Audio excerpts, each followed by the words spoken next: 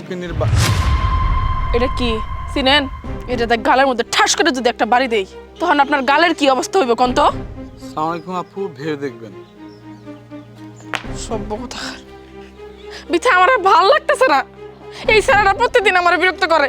এরকম করলে তো আমি ক্লাসেও মন দিতে পারি না। দিনের পর দিন যদি এরকম হইতে থাকে আমার পড়াশোনাই তো বন্ধ হয়ে যাইব। আমি যাবো না স্কুলে, ভাল লাগতেছে না। আরে তুই বোকা নাকি? তুই বিলার ডরে মাছ কিনা বাদ দিবি? দুষ্ট পোলাপান থাকলে তুই এরকম জ্বালা যন্ত্রণা করবই, তাই বলে কি তুই কলেজে যাওয়া বন্ধ করবি? চল যাই। আর কথা তো ওইটা না। সবাই খালি আমার সবসময় খোঁটা দেয়, আমার মা ফকিন্নি ফকিন্নি ফকিন্নি। শুনতে শুনতে আমার মাথাটা নষ্ট হয়ে যাইতেছে। চল যাই।